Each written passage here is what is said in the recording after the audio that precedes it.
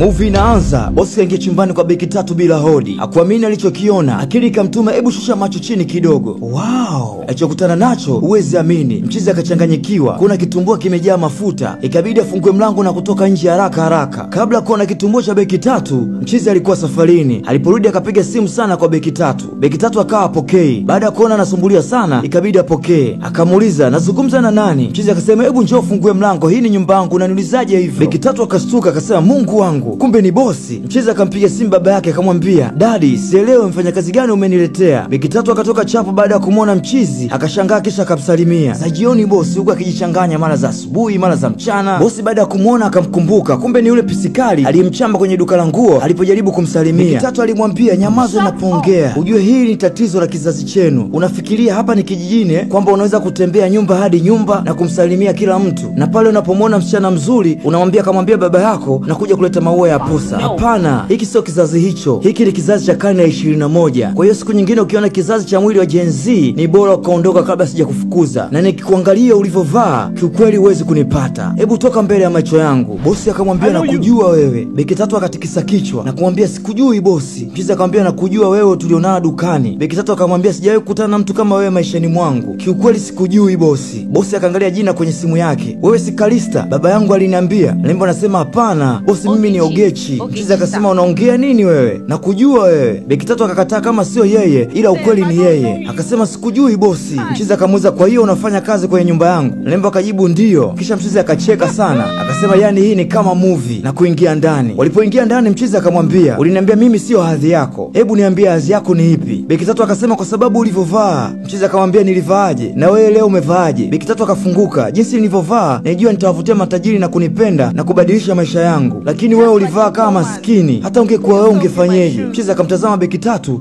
akashindwa kummaliza. Ikabidi beki tatu aombe msamaha tu. Mchizi akamwambia, "Nikusamehe kwa kuwa mwongo au nini? Umeposti nyumba yangu, umeposti gari langu, umeendesha gari langu." Mchizi akastuka kama kaona gari lake limevunjika taa, akatoka chapo kuliangalia. Akamwambia, "Hebu njoo hapa." Nani kapasua taa ya gari? Mlembo akaomba msamaha sana. Mchizi akamwambia, "Utatakiwa ulipe hii taa." Beki tatu anasema, "Nitalipa." Huku analia, "Naomba ukusanye mishahara yangu ya miezi na miezi ili kununua taa." Mchizi akamwambia, "Kwa hiyo unanipangia cha kufanya kwenye nyumba yangu?" Beki tatu akamwambia, "Naomba nikuelezee. Nilinunua nguo, nilinunua viatu, nikaweza kudrip." Bosi akamuuliza, "Kudrip ndo nini?" Beki tatu anamwambia, "Ni lugha ya kijenzi." Mchizi anamuuliza, "Gen Z?" Bosi anamuuliza, "Gen Z ni nini? Generation of zombie?" "Hapana bosi, ni mimi." "Kwa hiyo wewe ni kiongozi wa mazombi?" "Hapana bosi, ni Gen Z." "Mimi sikuelewi Gen Z nini? Meneja wa mazombi au?" Beki tatu anasema, "Hii ni watu wa badi." Mchizi akaona kama anapotezewa muda, akamwambia, "Naomba uondoke kwenye nyumba yangu," na kuingia ndani. Alipoingia chumbani kwake anakutana na chupi, sidiria za beki tatu na nguo zingine za ndani. Akamuuliza, "Hizi ni nini?" Beki tatu akamwambia, "Ni sidiria yangu." "Sidiria yako kwenye chumba changu?" Beki tatu anasema, "Nilipokuja mara ya kwanza hisia ilinivuta chumbani kwako." Bosi akakasika akamwambia, "Hebu toa nguo zako kwenye chumba changu na uondoke." Bosi akajiuliza, huyu mfanyakazi wa aina gani? Baadaye bosi kalala, anasikia vitu vinadondoka jikoni. Akamfuata beki tatu akamkuta amejificha. Bosi anamuuliza, "Unafanya nini? Mbona umejikunyata kama mbwa?" Beki tatu ananyuka anasema, "Nilikuwa na kuandalia chakula bosi." Bosi akasema, "Sijali unavyojifanya mtu mwema. Una siku 3 tu uondoke kwenye nyumba yangu." Beki tatu akawa anaomba msamaha. Bosi hakumuelewa kabisa. Kesho yake bosi anarudi kazini na kukuta mlango umefungwa. Akawa anamsubiria beki tatu arudi. Baadaye beki tatu anaingia na kumsalimia bosi. "Sasa hizi bosi." Bosi anamuuliza, "Sasa ndo unarudi?" "Ndiyo bosi." Mchizi anamwambia, "Umeona wewe huwezi kubadilika. Yaani huwezi kubadilika." Beki tatu anasema, "Sio hivyo bosi. Hebu nyamaza huko. Unanisubirisha mimi nje kwenye nyumba yangu? Kwa hiyo unafikiri una akili sana? Unarudi muda unaotaka nyumbani kwangu." Beki tatu anasema, "Sio hivyo. Nienda kuuza baadhi ya vitu vyangu ili niondoke." Bosi anasema, "Hapana, ulikwenda kuishi maisha yako ya uongo." Beki tatu akasema, "Nisamee, sitorudia." Bosi akamwambia, "Hebu fungua mlango huko." Beki tatu akafungua mlango akaingia ndani. Kesho yake bosi akamwambia, "Una siku moja ya kuondoka." Beki tatu akapiga magoti anamwambia, Bosi, naomba kwa jina la Mungu, sina sehemu nyingine ya kwenda. Mimi ni yatima, sina familia, sina mtu yoyote hapa. Utaponifukuza hapa hata sielewi nitafanyeje. Naomba nisaidie, nahitaji kuishi." "Kwa hiyo babangu alikusaidia ili uishi? Akakupa kazi kwenye nyumba yangu, kuandaa chakula, kukulipa pesa, lakini bado unataka kuishi?" "Kweli bosi, nahitaji kuishi. Nilihitaji zaidi, lakini nimetambua makosa yangu. Nimejifunza bosi, nitabadilika." Bosi akamuuliza, "Umejifunza nini?" Beki tatu anamwambia, "Nimejifunza kutoishi maisha ya uongo. Nisamee bosi, naomba unisaidie." Bosi akasema, "Nitakuacha uishi hapa kwa huruma ya Mungu." Beki tatu akashukuru Mungu. "Hebu nyamaza." Bosi akamwambia, "Utaishi hapa lakini hautolipwa." Beki tatu anasema, Bosi."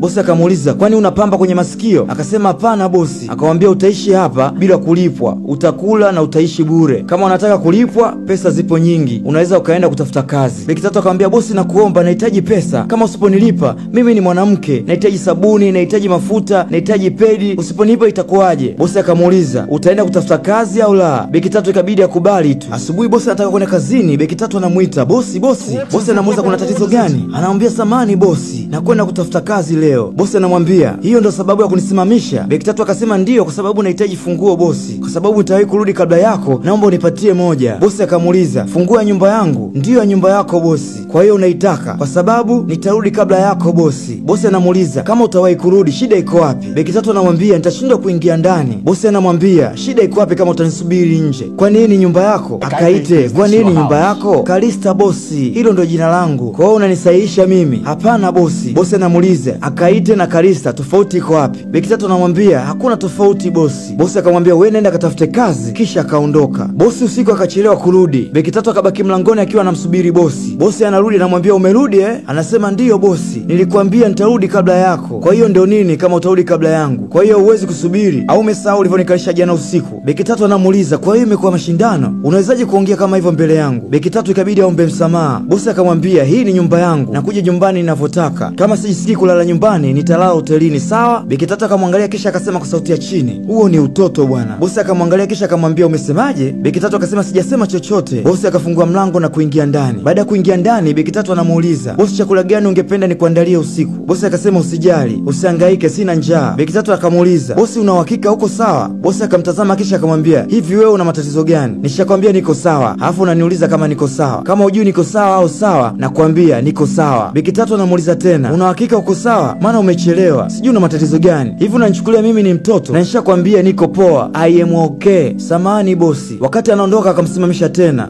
bosi, nina habari njema bosi, nataka nikupatie. Bosi akamwambia habari gani hiyo? Beki tatu akamwambia nimepata kazi bosi. Bosi akasema oh, bora umepata kazi. Ni kazi gani hiyo? Beki tatu akasema ni kazi ndogo, mhudumu. Bosi akamwangalia kisha akamwambia unafanania na hiyo kazi, na kuondoka zake. Beki tatu akabaki anashangaa na kujiangalia mwenyewe. Baadaye bosi akaja mezani akakuta Beki tatu anakula. Akamwambia angalia unachokula, angalia kiasi unachokula, umejaza sana. Hivi umeona unavyokula hela yangu? Sijui ni jinsi gani umenishawishi kukuruhusu kuendelea kukaa na wewe. Sijajua lengo la baba yangu ni nini. Nashindwa kuelewa unawezaje kuwa hivyo. Hebu angalia unavyokula, unaona unavyotumia hela yangu. Beki tatu akamwambia samani bosi. Bosi akamwambia umeona unachofanya na kuposti kwenye mitandao ya kijamii? Kwa hiyo kwa sababu umenifanya mimi ni mpumbavu, unahisi unaweza kumfanya kila mtu mpumbavu. Beki tatu akasema sasa nimeelewa, na kuendelea kula. Bosi akamwambia tatizo lako lingine haujafunzwa kweni, yani mimi naongea wewe unaendelea kula, naongea wewe unakunywa maji. Beki tatu akamwambia mimi sikuelewi kabisa, kila kitu ninachofanya nakosea. Beki tatu akaendelea kula. Bosi akawaka, ukiendelea kula nitakimwaga iko chakula, yani mimi naongea wewe unakula, ni upumbavu gani ulikuwa nao? Kisha bosi akaondoka. Beki tatu akafyonza na kugonga meza. Bosi akarudi akamuuliza, kwa hiyo ulikuwa unanitukana? Beki tatu akasema hapana, ninaimba wimbo. Bosi akasema unanidanganya, nimesikia kwa sauti ukinifyonya. Hapana bosi, ni wimbo wa mafyonyo. Akajisahau akafyonya tena na kuziba mdomo. Akachukua paja la kuku na kusema ngoja niende nje nikaendelee na wimbo wangu wa mafyonyo. Bosi akabaki akimshangaa. Baadaye Beki tatu akamletea bosi chakula. Bosi akauliza chakula? Akamjibu ndiyo bosi, nimekuletea. Nilikwambia uniletee chakula? Hebu niambie, nilikwambia na njaa. Beki tatu akaomba samani, sawa nitakirudisha. Bosi akamwambia hebu njoo hapa, kama utaondoka na kukitupa hiko chakula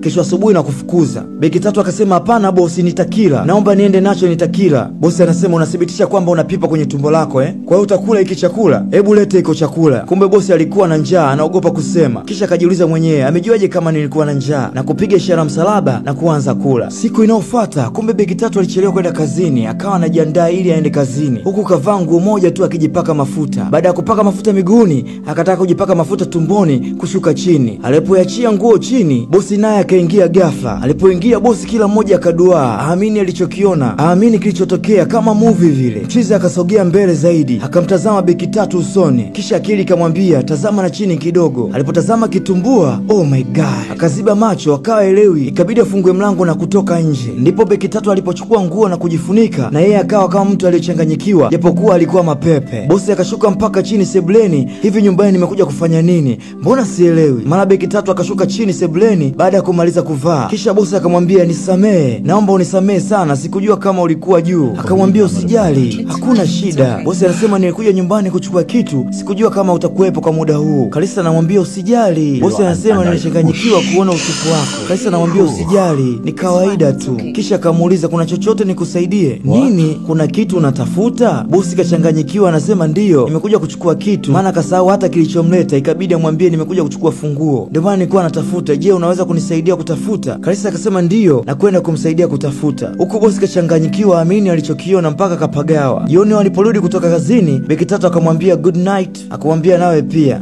Beki Tatu akamwambia bosi, unahitaji chochote chakula? Bosi akasema sihitaji. Akamuuliza una uhakika uhitaji chochote bosi? Akasema sihitaji, na kuelekea chumbani. Huku Beki Tatu akionekana kama anataka kumpatia kitu bosi. Alipoingia chumbani, bosi akawa anajisemea mwenyewe, hebu tulia, acha kuhangaika huko chini. Hivi ni matatizo gani? Mbona nakuwa kama bikra vile?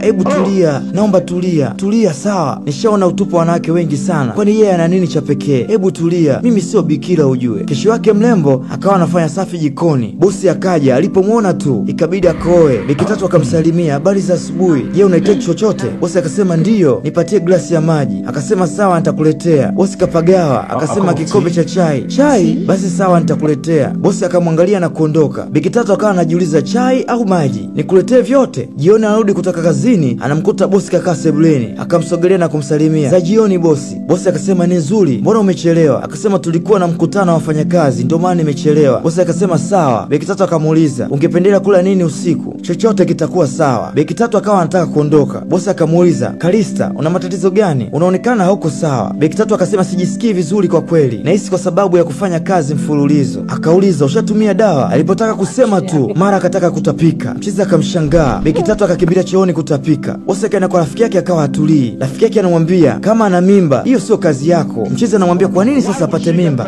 Kwa nini? Rafiki yake anamwambia yule mwanamke ni mtu mzima, kwa hiyo kuwa mtu mzima ndio anashindwa kutumia kinga. Rafiki yake anamshangaa na kumuuliza wewe ulitakaje? Maana amekuwa anaweza kuwa na mwanaume yoyote. Mchizi anasema hana boyfriend, sijawahi kumuona akiongea na mwanaume kwenye nyumba yangu. Rafiki yake akamwambia ngoja nikuulize swali, yeye kupata mimba inakuhusu nini? Mchizi akalopoka, sawa, nampenda msichana mpumbavu, nimejaribu kumtoa kichwani imeshindikana, nimejaribu kusoma vitabu kibao imeshindikana. Mchizi akasema Kalista sio mzuri tu, anaweza kupika, kufanya usafi, na nilipoona utupu wake ndo alinichanganya kabisa, na sasa ameenda kulala na mwanaume mwingine. Rafiki yake akasema mfukuze akaishi na aliyempa ujauzito, kwa nini uchukue majukumu ya mtu mwingine? Aondoke tu. Aondoke? Ndiyo, mfukuze faster akaishi na baba wa mtoto. Mchizi akumwelewa kabisa rafiki yake kwa sababu anampenda sana Beki Tatu. Alipofika nyumbani akamwita Beki Tatu akamwambia una ujauzito Kalista. Kalista akashtuka. Bosi akamwambia tulia, nataka uniambie nani kakupa huo ujauzito, na wewe jamaa kama ana uwezo wa kuhudumia hiyo mimba. Kalista akamwambia bosi,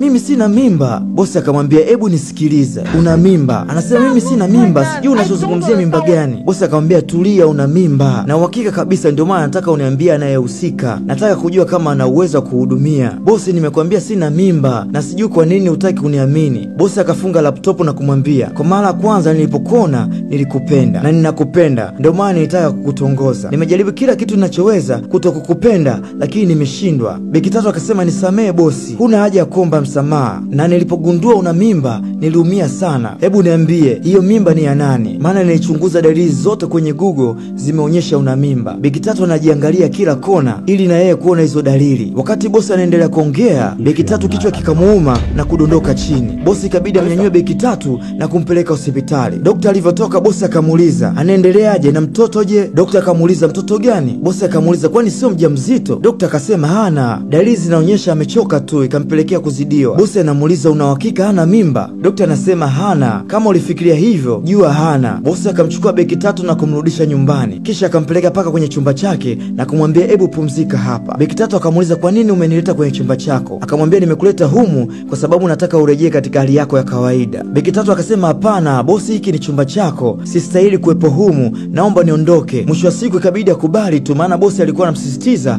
abaki chumbani kwake. Bosi akaenda kumwandalia chakula Beki Tatu. Aliporudi kumwamsha, mara simu ya Beki Tatu ikaita. Kucheki kwenye simu kuna jina limeandikwa my love. Bosi akamwangalia Beki Tatu kisha akaangalia na simu, akaona hapa nishapigwa na kuondoka zake. Kesho yake anatoka kazini, anamkuta Kalista yupo na mwanaume sebleni. Kalista akamkaribisha, habari yako bosi? Bosi akaangalia na kuondoka zake. Baadaye mgeni yake Kalista anamuuliza yule ni nani? Mbona umejishusha kwake? Kalista akamwambia yule ni bosi wangu, anamiliki nyumba na kila kitu kilichomo, na anamiliki vitu vyote nilivyoposti kwenye mitandao ya kijamii. Mchizi akashangaa. Kalista akasema I am fake. Mchizi akasema fake? Utakuwa unanitania. Akamwambia sitanii, naomba uondoke. Mchizi akawa haelewi, ikabidi amnyanyue na kumtoa nje. Baadaye bosi akatoka chumbani, Kalista akamfuata haraka. Bosi anauliza kuna nini? Kalista anasema sijafanya chochote na yule. Bosi anasema akasema haina shida. Beki Tatu anasema kuna shida. Bosi anasema shida gani? Una uhuru wa kuwa naye. Beki Tatu akasema nakupenda wewe, nakupenda sana. Bosi anatabasamu kwa dharau. Bosi akamwambia haina haja ya kujifanya unanipenda kwa sababu najua una mwanaume. Kalista akashangaa, mwanaume? Mimi sina mwanaume, niko single. Bosi akasema nimeona una mwanaume. Kivipi? Siku chache zilizopita niliona simu yako inaita na nilipoitazama aliyepiga ulimsave my love. Beki Tatu,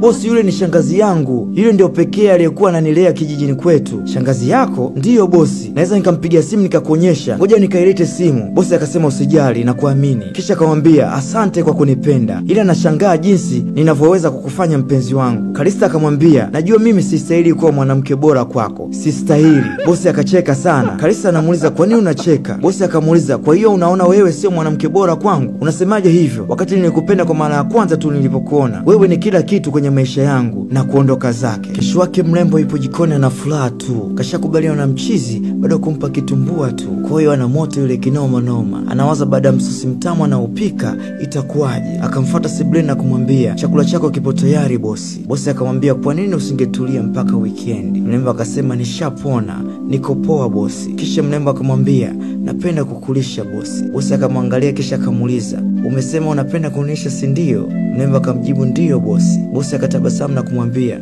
njoo ukae hapa. Mrembo akatabasamu akasogea na kukaa na bosi wake. Bosi akamwambia napenda kuambia kitu kimoja. Kitu gani bosi? Bosi akasogea karibu na kumshika mkono na kumwambia kila nikikutazama naona nipo na malaika aliyetoka mbinguni na kuletwa kama zawadi mbele yangu. Moyo wangu ulidunda juu yako kwa mara ya kwanza tu nilipokuona. Bado nakuhitaji. Mimi ni mwanaume nisiyetaka kukuchezea. Mrembo akamtazama bosi wake akasema sijui kama nitatosha kwenye moyo wako. Bosi akamwambia unatosha sana. Kisha akamwambia ningependa kukukisi.